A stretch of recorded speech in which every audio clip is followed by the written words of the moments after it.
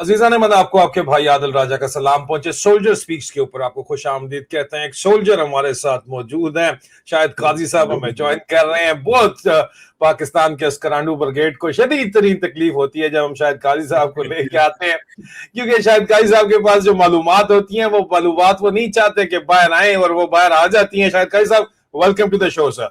बहुत शुक्रिया आपने दोबारा मुझे बुलाया, इज्जत दी।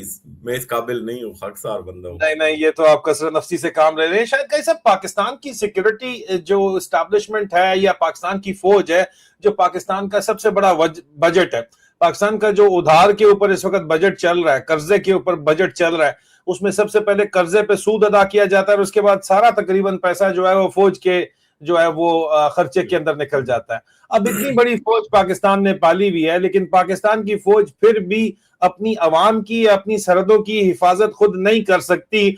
हालांकि डॉलर लेके वो सऊदी अरब और कुवैत और कभी कतर और कभी किधर किधर चौकीदारे के लिए फिरते हैं, लेकिन अपने मुल्क के अंदर जो है वो अपनी ही इंटरनल सिक्योरिटी वो प्रोवाइड नहीं कर सकती, तो आउटसोर्स करती हैं चीजें और ठेका देती हैं। खैबर पख्तूनख्वा में अमन लश्कर के नाम के ऊपर और बलूचिस्तान में डेथ स्क्वाड्स के नाम के ऊपर शफीक मेंगल जैसे लोग जो है वो आते हैं, और भी बहुत से लोग आते हैं, लेकिन फिर भी उनको भी तो मैन पावर चाहिए। मैन पावर पूरी नहीं पड़ी तो इल्जामात क्या लगाए जा रहे हैं, मैं चाहूंगा कि मैं ये रिपोर्ट आपको सबसे पहले सुनाना चाहूंगा। ये एक इंतहाई संगीन नौइयत का मामला है जो अल्टीमेटली पाकिस्तान की सिक्योरिटी को भी इंपैक्ट करेगा, क्योंकि पाकिस्तान जो है सर वो खड़ा करता है जनाब, बार बार इस तरह के ग्रुप्स को खड़ा करता है, मिलिटेंट ग्रुप्स को खड़ा करता है, अस्करी ग्रुप्स को खड़ा करता है, और आगे चल के वो ग्रुप्स उसी के खिलाफ हो जाते हैं। टीटीपी को किसने खड़ा किया था सर? पाकिस्तान ने खुद ही तो खड़ा किया था। अब सूबाई सिरदार हैं हमारे अब्दुल रहमान खेतरान ने एक जो है वो ये वीडियो कॉल की है, और ये बलोच जर्नलिस्ट हैं, उनके साथ बात उनकी हुई है दौरान बलोच से, काइंड कर्टसी उनकी मैं ये सुनाना चाहूंगा और बात को आगे बढ़ाना चाहूंगा। सुनिएगा जरा बात क्या हो रही है। कोई जगह महफूज नहीं है सर, हर बात। अभी मुझे एक और इत्तला जी इसके इलाके से आई है कि कोई 60-70 आदमी इसने आके उधर बड़े बड़े बालों वाले स्कूल में बिठाए हुए, पता नहीं कहाँ से इंपोर्ट किए। कोई कहता है कि जी पता नहीं किसके गार्ड हैं, कोई कहता है अफगानिस्तान से आए, कोई कहता है हिंदुस्तान से आए, कोई कहता है अमेरिका से आए, लेकिन इलाके के लोग बता रहे हैं कि बारखान में बिठाए गए हैं सर। बारखान और देरा बुगटी की हदूद है, चचा एक एरिया है मेरा, तो बारखान की हदूद है जिसपे किसने बिठाया सर? इसमें तो ये उधर के लोग बता रहे हैं, आम पब्लिक देख रही है उनको स्कूल में बिठाए हुए। पता नहीं 60-70 आदमी से क्या काम लेना चाहते हैं। अच्छा, ये सरदार खेतरान साहब जो बात करें सरफराज बुगटी के इलाके की बात करें, और अजीज़ान मन मैंने आई टुक द लिबर्टी, क्योंकि शायद काजी साहब बलूचिस्तान से हैं, शायद काजी साहब के ग्राउंड के ऊपर सोर्सेज मौजूद हैं। एज ए जर्नलिस्ट काम करने का तरीका होता है कि जब तक वेरीफाई ना की जाए खबर उसको आगे ना चलाया जाए। बाकी तो मैं खुद एनी विटनेस हूँ, एनी शाहिद हूँ, आई विटनेस हूँ, मैं आपको बताता हूँ। लेकिन ये इलाका है जो मैप के ऊपर चच्चा का इलाका है, जो बारखान के अंदर वो बता रहे हैं कि यहाँ पे ये लंबे लंबे बालों वाले बैठे में, पता नहीं इंडिया से आए किधर से आए। हम इसको रिपोर्ट कर रहे हैं कि अफगान नेशनल आर्मी जो हुआ करती थी, मौजूदा अमारात इस्लामी अफगानिस्तान के अंदर जो हुकूमत है, उनके आने से पहले जो western backed Afghan national army थी, अफगान मिल्ली आर्मी भी जिनको कहते थे, कुछ उनके एलिमेंट्स भी वहां पे मौजूद थे। लेकिन शायद काजी साहब को हमने कहा कि प्लीज काइंडली जो है वो इसको इन्वेस्टिगेट करें और हमें बताएं कि ये जो अफगान नेशनल आर्मी है ये कहां से साले इतनी बड़ी तादाद के अंदर यहाँ पे आ गए हैं। और जब मैंने ये वीडियो जो ऑडियो मैंने आपको सुनाई है, ये मैंने शेयर की जो हमारे पास, मेरे पास, और मैंने शायद काजी साहब को ऐसे खामखा के अंदर बॉदर नहीं किया। जब मैंने ये सारी की सारी बातचीत की और मेरे पास जो एविडेंस आई, तो वो एविडेंस इस किस्म की आई कि मुझे फिर ये जरूरी हो गया कि पाकिस्तान की आवाम के सामने ये बात रखी जाए, क्योंकि हमें पता चला कि इतलात के मुताबिक बलूचिस्तान के जिला मस्तूम की हदूद में कोयटा के करीब से करीब कली मियां गोंडी के एरिया में साबिक अफगान फोर्सेस की बड़ी तादाद रिहाइश पजीर है, जो किली मियां गोंडी में नाका लगा के लोगों के साथ लूट मार कर रहे हैं और लोगों को जबरदस्ती उठाकर अपने कैंप में ले जाकर इलाकाई मालूमात ले रहे हैं। अनकरीब दहशतगर्द रियासत ان کو بلوچ قوم کے خلاف منظم انداز میں استعمال کرنے والی ہے، اور اس سے پہلے بلوچ قوم کو ایکشن لینا چاہیے، یہ اس قسم کی بات چیت بھی ہوئی۔ اب یہ بڑی ہی کوئی عجیب و غریب صورتحال ہے کہ آپ ہمیشہ بلوچوں کے لیے پہلے ڈیتھ اسکواڈ شفیق مینگل کا بنایا، مارا گیا، اس کے بھائی بھی مارے گئے، وہ لوگ ان کے اوپر حملہ ہوا، ادھر سے لشکر طیبہ والے جو ہے وہ رانا اسحاق ٹائپ جو پارٹی ہیں ان کو لایا گیا، پنجاب سے وہ بھی بھاگ گئے سارے کے سارے۔ تو اب یہ اغوان جو نیشنل آرمی تھی پہلے، اس کے جو مرسنریز ہیں جو پہلے امریکہ سے ڈالر لے کے کام کر رہے تھے، اب یہاں پہ آ کے لوکل لوگوں کو لوٹ مار کر کے یہاں پہ ان کو فیسیلیٹیشن دی گئی ہے، یہاں پہ کام کر رہے ہیں۔ اس سے پہلے ISKP کے اوپر بھی الزامات لگائے گئے کہ وہ لوگ بھی آئے، پاکستان کی فوج بلوچوں سے لڑنے کے لیے ان کو استعمال کر رہی ہے۔ خیبر پختونخوا میں آج ان کو لگتا ہے کہ تھوڑے معاملات ٹھنڈے ہوئے ہیں اور وہاں پہ فوج کی ڈپلائمنٹ بڑی ہیوی ہوئی ہے، تو یہاں پہ پروکسیز کو لانچ کیا جا رہا ہے۔ اس کا نتیجہ کیا ہوگا اور یہ ہو بھی رہا ہے یا نہیں ہو رہا ہے، یہ سچ بھی ہے یا نہیں ہے، میں دعوت دوں گا شاید قاضی صاحب کو، میں نے پریمائز رکھ دیا ہے کہ وہ اس کی تفصیلات آپ کو بتائیں، اور کچھ ویڈیو شاید قاضی صاحب نے مجھے پرووائڈ کی ہیں، میں وہ بھی ساتھ ساتھ آپ کو دکھاتا رہوں گا۔ جی پلیز شاید قاضی صاحب۔ عادل بھائی، سب سے پہلے تو ابھی مجھے جو نئی اطلاع ملی ہے تو وہ آپ کے ناظرین کے ساتھ شیئر کرتے ہیں کہ 1 گھنٹہ پہلے جو ہنا اڑک کے مقامی دوستوں نے مجھے جو خبر بھیجی ہے، ہنا اڑک میں ایک ہے قلعہ ملک شیر محمد، اس کے اوپر راکٹوں سے حملہ کیا گیا ہے، اور وہاں کے جو مین ملک ہے ملک ایوب کاکڑ، ان کے گھر کے اوپر بھی میزائل مارے گئے۔ یہ تو سب سے پہلے میں آپ کے ساتھ یہ خبر شیئر کر دوں۔ ہنا اڑک کے لوگوں نے مجھے کہا کہ آپ دنیا کو بتائیں کہ بجائے ان پروکسیز کو جو وہاں لا کے بسائے گئے، ان کے بجائے مقامی آبادی کے اوپر راکٹ برسائے جا رہے ہیں۔ یہ تو پہلی بات۔ دوسری بات آپ کی میں یہ وضاحت کر دوں کہ آپ نے کہا کہ TTP کو جو پروکسیز یہ بناتی ہے پاکستانی فوج، وہ بعد میں اسی کے اوپر ہی الٹ ہو جاتی ہے نا۔ یہ صرف پروکسیز یا فائٹرز یا جنگجو TTP وغیرہ نہیں ہے، یہ سیاستدان بھی ہیں۔ جس سیاستدان کو فوج اوپر لاتی ہے وہ 2-3 سال بعد سمجھتا ہے کہ اوہ اس فوج کی ایسی کی تیسی، وہ ان کے خلاف ہو جاتا ہے۔ یہ گیم چلا آ رہا ہے۔ اب آتے ہیں آپ کے مین۔ میں نے اپنی طور پہ جو تحقیقات کی، زمینی حقائق معلوم کیے، اس کے مطابق جب آپ پنجاب سے ڈیرہ غازی خان سے آتے ہیں فورٹ منرو سے پھر بارکان کے علاقے کی طرف آپ ایک کچا روڈ اختیار کرتے ہیں۔ اس کچے روڈ پہ یہ اتنا بیکار روڈ ہے کہ اس پہ صرف 4x4 چل سکتی ہے۔ تو یہ بارکان اور ڈیرہ غازی خان کے بارڈر کے ساتھ ساتھ چلتے ہوئے پہاڑوں میں یہاں پہ یہ علاقہ آتا ہے چچا کا، جس کا سردار اختر عبدالرحمن کیتران نے ذکر کیا۔ جب پہلے میں نے یہ اس کی باتیں سنی، جب آپ نے ابھی تک مجھے میسج نہیں کیا تھا، تو اس وقت تک میں نے اس کو اس لیے نظر انداز کیا کہ سرفراز بگٹی اور عبدالرحمن کیتران کا آپس میں سیاسی اختلاف بھی بہت زیادہ ہے، جس کے نتیجے میں اس کو ہٹایا گیا۔ لیکن جب آپ نے مجھے میسج بھیجا، آپ نے کہا یار اس کا پتہ کرو، تو پھر میں نے جب پتہ کیا تو اس کی یہ بات 100% درست نکلی کہ چچا کے علاقے میں سرفراز بگٹی نے یا حکومت نے یا فوج نے، جو جسے بھی کہہ لیں، اس علاقے میں یہ لوگ لے کر آئے جو کہ ایکس افغان نیشنل آرمی کے ہیں۔ مزے کی بات یہ ہے کہ سردار عبدالرحمن جو ہے زیادہ تر 90% اس کی قوم وہاں پہ رہتی ہے، لیکن اس کے علاقے میں غیر ملکیوں کو لا کر کے بسایا گیا ہے۔ اب یہ اللہ جانے کہ یہ واردات پنجاب پہ انہوں نے کرنی ہے یا ادھری ڈیرہ بگٹی میں یا بارکان کے علاقے میں کرنی ہے۔ بہرحال یہ خبر بالکل سچی ہے کہ چچا کے علاقے میں یہ لوگ لا کے بسائے گئے افغان جو ہیں۔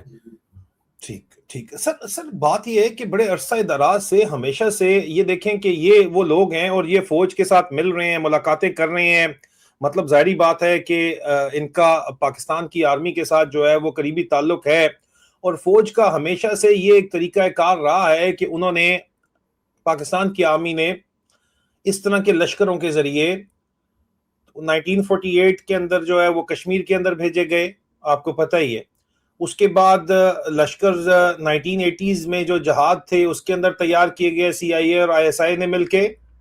اس کے بعد اب الزامات بلوچستان کے لوگ لگاتے ہیں کہ جو ISIS یا داعش ہے یا ISKP کے نام کے ساتھ وہ ہے, اس کو بسایا گیا مستونگ کے اندر تاکہ بلوچستان کے اندر جو سرکوبی کی جا سکے بغاوت کی.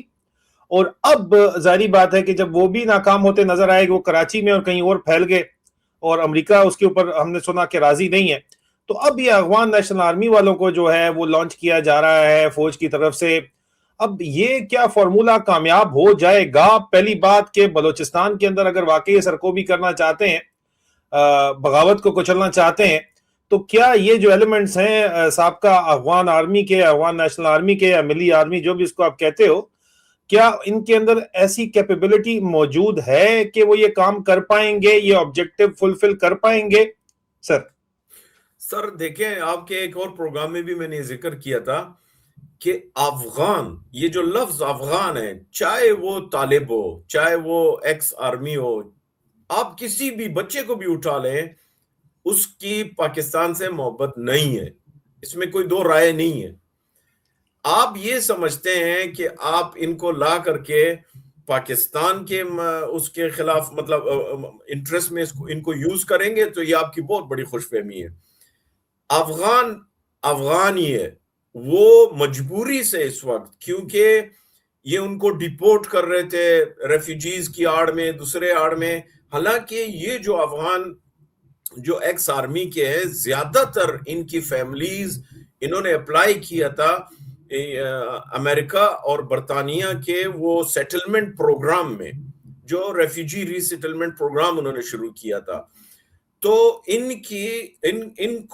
کی بیوی بچوں کی دوسروں کی دھمکیاں دے کر کے ان کو اس فیلڈ میں لایا گیا, کیونکہ امریکہ نے وہ ایک واقعے کے بعد جہاں پہ ایک افغان نے کسی کو مارا تھا, انہوں نے یہ سیٹلمنٹ پروگرام روک دیا تھا. یہاں برطانیہ میں خود جاتا رہا ہوں ان سیٹلمنٹ پروگرام میں, آرمی کیمپس میں, بیکاز ایز اے ٹرانسلیٹر. تو ان کا پروگرام جو ہے ان کا تو مکمل ہو گیا تھا, امریکہ نے روک دیا تھا. اب وہ بیچارے جو وہاں اسلام آباد میں ہوٹلوں میں رہائش پذیر تھے اور اپنے جانے کا ویٹ کر رہے تھے, وہ ایک طریقے سے مجبور ہو گئے. اور پاکستان فوج ہمیشہ مجبور لوگوں سے فائدہ اٹھاتی ہے. اب ان کی مجبوری ہے کہ وہ مجبوری کے تحت ان کا حکم مان رہے ہیں, کیونکہ انہوں نے پھر 2 وقت کی روٹی اور 2,000 روپے پاکستانی گزر بسر کے لیے, اور ان کو فری ہینڈ مل گیا. فری ہینڈ کیسے ملا؟ جیسے کہ آپ نے اس کا ذکر کیا, میاں گنڈی کا جو علاقہ ہے, اس میں ہزار گنجی وہ نیشنل پارک بھی ہے. اچھا 20-30 سال سے جو میرے دوست ہیں یہ شاوانی قبیلے سے تعلق رکھتے ہیں, ان کے ساتھ ہم جاتے تھے, پکنک بھی مناتے تھے, یہ ان کے زیر تسلط تھا, یہ کنٹرول کرتے تھے. میرے بڑے اچھے دوست تھے داؤد شاوانی جو ان کا ہیڈ تھا, یہ کنٹرول کرتے تھے. اب جب میں نے گراؤنڈ پہ ریالٹی چیک کی تو پتہ چلا کہ جیسے آپ نے شروع میں کہا, میاں گنڈی ہزار گنجی میں شام کے وقت یہ جو ٹریفک ویفک بند ہو گئی نا کراچی کے لیے, وہ اس وجہ سے کہ یہ لوگ شام کو نکلتے ہیں, چوریاں بھی کرتے ہیں, ڈکیتیاں بھی مارتے ہیں, اور لوگوں کو گن پوائنٹ پہ روک کر کے لوٹتے بھی ہیں. میں آپ کو ان کی 2 مخصوص جگہ بھی بتا دیتا ہوں, بلکہ 3 بتا دیتا ہوں آپ کے ناظرین کے لیے. یہ جو میاں گنڈی کا جو علاقہ ہے, اس میں ایک مدرسہ ہے جامعہ دارالہدا, یہ وہاں پہ بسائے گئے ہیں.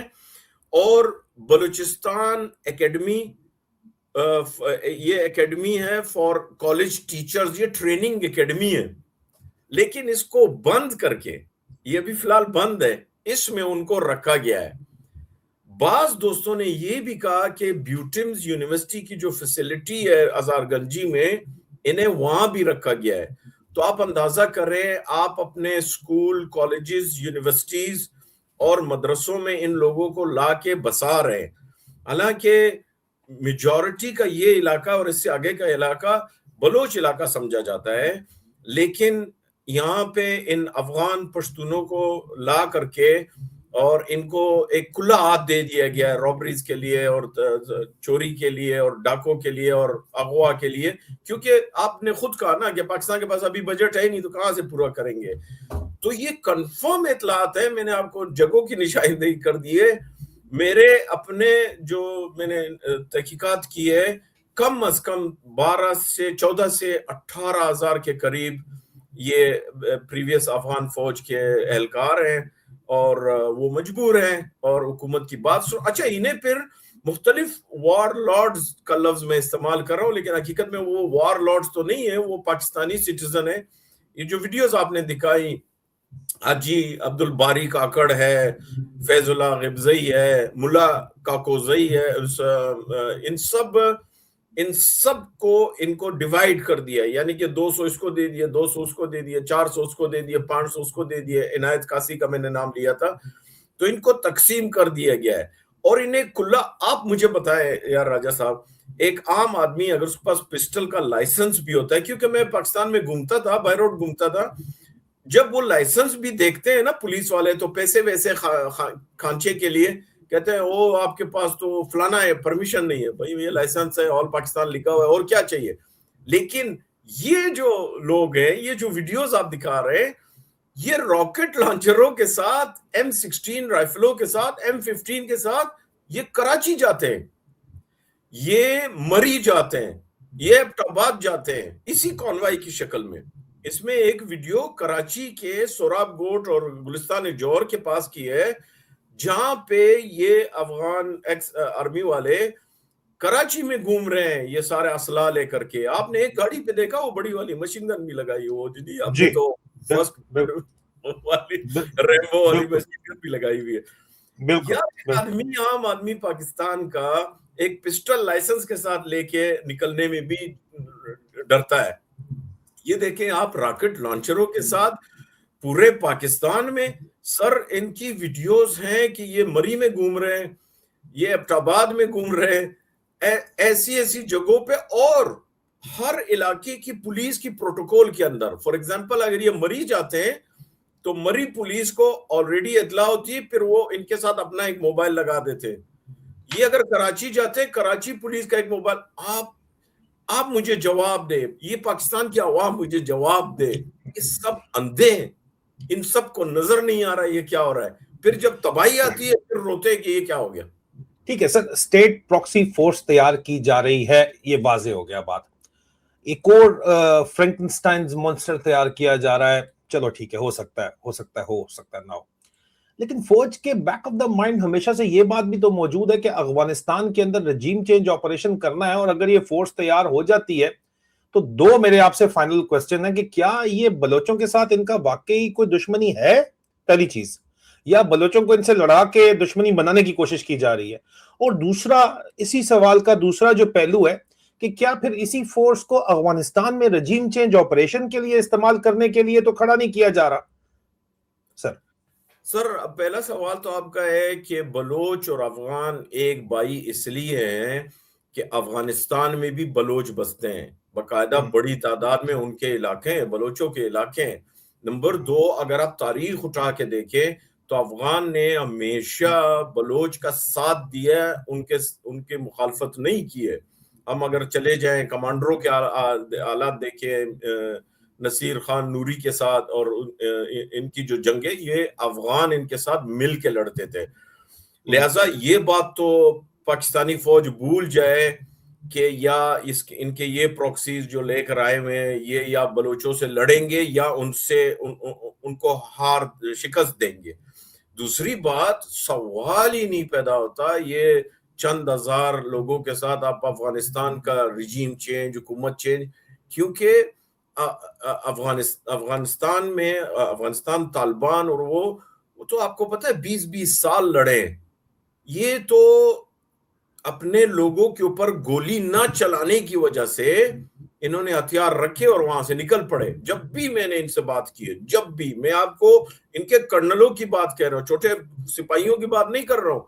یہاں UK میں نے ان کے ایکس نیشنل آرمی کے جو کرنل ہیں, جو جنرل لیول کے, میں نے ان سے بات کی. میں نے بولا آپ لوگ کیوں ایسے نکل آئے؟ بولا ہم اپنے افغانوں پہ گولی نہیں چلائیں گے, چاہے وہ طالبان ہو چاہے وہ, کیونکہ اگر ہم لڑتے تو خون خرابہ وہیں پہ ہی ہونا تھا افغانستان میں, اس لیے ہم لوگ نکل آئے. تو کیا پاکستان کا یہ خیال ہے کہ جو لوگ امریکہ کے لیے طالبان سے نہیں لڑے، پہلے تو لڑتے رہے جب تک ڈالر ملتے رہے یا ان کو پاس حکومت تھی، کرسی تھی، لیکن جب طالبان کا ایگریمنٹ ہو گیا اور وہ آنے لگے تو یہ خاموشی سے نکل آئے. کیا پاکستان سمجھتا ہے یہ چوری ڈکیتی ڈرگ ان چیزوں کا اختیار دے کر کے وہ افغانستان کی رجیم چینج کر دیں گے؟ یار یہ تو ظاہری بات ہے سر، آپ اگر کرمنلز تیار کر رہے ہیں اور آپ ان کو اپنا کانا کر رہے ہیں تو ان کو استعمال ہی تو کرنا ہے نا آپ کو. اور کس لیے ان کو پروٹوکول، آپ کو پتا نا قربانی کے بکرے کو پہلے دودھ شودھ پہلے اچھا چارہ دیا جاتا ہے، اس کو پانی شانی پلایا جاتا ہے، اس کی خاطر خدمت کی جاتی ہے. یہ قربان کرنے میں آپ کے کو سے بات پہلے بتاتا کر رہے ہوں، ہیں آپ سب کی کچھ. قطع کلامی معاف، میں آپ کو ایک بات بتاتا ہوں، اور اس سے پاکستان فوج کے خلاف انہی افغان نیشنل آرمی والوں میں نفرت کیسے بڑھ رہی ہے. جب طالبان نے گلستان اور وہ پیر علی زئی پہ جو حملہ کیا تھا ڈرون میں، اس میں تقریباً عینی شاہدین بتاتے ہیں 60 سے 70 یہ مارے گئے تھے، 60 سے 70 کے قریب. پاکستان فوج نے بغیر نماز جنازہ، بغیر کفن دفن کے بڑے بڑے گڈھے کھود کے اس میں ان کو ڈم کر کے زمین پلین کر دی تاکہ ان کی سبکی نہ ہو، تاکہ پتہ نہ چلے کہ یہ یہاں پہ موجود تھے، کہ بھئی یہ موجود تھے. اب جب دوسروں نے دیکھا کہ ہو یہ ہمارے ساتھ کیا ہو رہا ہے، ہم مارے گئے اور ہمیں کفن دفن نماز جنازہ بھی نہیں نصیب ہوا، تو اب کیا خیال ہے آپ یہ لوگ پھر آپ پہ اعتبار کریں گے؟ ان کو سمجھ نہیں آ رہی ہے فوج کو، ان کی پالیسی وہ ایف اے پاس ڈفرز والی پالیسی ہے، ان کو سمجھ نہیں آ رہی ہے. سر یہ بہت بڑی گہری بات آپ نے کر دی ہے کہ ان کو سمجھ نہیں آ رہی ہے. لیکن جاتے جاتے شاید کہہ سکتے وہ لوگ جن کو مار دیا امارت اسلامی افغانستان کی ڈرون سٹرائک کے اندر جو مارے گئے، وہ ظاہری بات ہے کہ افغانستان سے اگر ڈرون سٹرائک ہوئی تھی اور وہ اس کنفرم انٹیلیجنس پہ ہوئی تھی تو افغانستان کے خلاف ہی ان کو تیار کیا گیا تھا، اور یہ افغانی ہی تھے. آپ کہہ رہے ہیں کہ افغانی افغانستان کے خلاف نہیں لڑیں گے، تو وہ انہی کے خلاف لڑنے کے لیے مجبور ہوئے تھے، تو تبھی ان کو ہٹ کیا گیا تھا. کیا یہ وجہ صحیح نہیں ہے کہ مجبور کر کے ان کو لڑایا تو جا سکتا ہے؟ نہیں، یہ وجہ اس لیے صحیح نہیں ہے کہ ان کو تو افغانستان تو نہیں بھیج رہے تھے، ان کو یہ سارا علاقہ کوئٹہ سے چمن تک ہاتھ میں دیا ہوا تھا لوٹ مار کے لیے، ڈرگ سپلائی کے لیے، اسمگلنگ کے لیے، وارداتوں کے لیے. وہ افغانستان میں تھوڑی بیٹھے ہوئے تھے، وہاں تھوڑی لڑ رہے تھے، وہ تو پاکستان کی سرزمین پر بیٹھے ہوئے تھے. تو ان کو تو یہ آرڈر نہیں ملا تھا کہ جاؤ وہاں پہ حملہ کرو تم. ان کو تو یہ اجازت ملی ہوئی تھی کہ اس روڈ پہ جو گزرے ٹرک والا اس سے بدتہ لو، بس والے سے لو، ٹیکسی والے کو لوٹو، رات کو گھروں میں ڈکیتیاں مارو. تو اس سرزمین پہ بیٹھے تھے. ہاں اس دن میں مانوں گا آپ کی بات کہ یہ لوگ افغانستان میں کئی مارے جائے لڑتے ہوئے. افغانستان میں تو ابھی تک ایک بھی نہیں مارا گیا ماں سوائے وہ داعش والوں کے جو کہ آلریڈی افغانستان کی سرزمین پہ ہی تھے. ان میں سے تو ایک بھی ابھی تک نہیں مارا گیا وہاں پہ.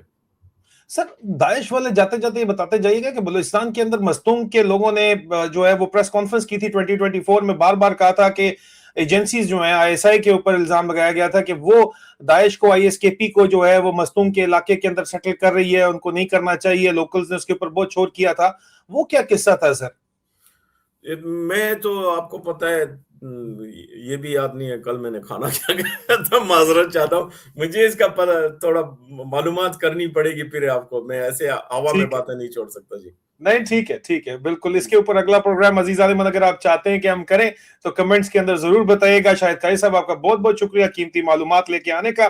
عزیز عالمان بات بڑی سیدھی سی ہے کہ جب آپ اپنی سیکیورٹی آؤٹ سورس کرتے ہیں تو پھر ایک حد تک تو آپ معاملات کو کنٹرول کر سکتے ہیں، لیکن اس سے آگے بڑھ کے جس طرح شاہد قاری صاحب نے بتایا اور جس طرح پاکستان کی تاریخ گواہ ہے کہ معاملات آپ کے کنٹرول سے باہر نکل جاتے ہیں، اور ان فورسز کو جن کو آپ امپاور کر رہے ہوتے ہیں وہ آپ تو قربانی کا بکرا سمجھ کے ان کو امپاور کر رہے ہوتے ہیں، لیکن اس کے دوران جو حرکتیں ہوتی ہیں، کیونکہ ظاہری بات ہے کہ مختلف افسران آئی ایس آئی کے، فوج کے، ان کی اپنی سوچ ہوتی ہے، اپنا ذہن ہوتا ہے.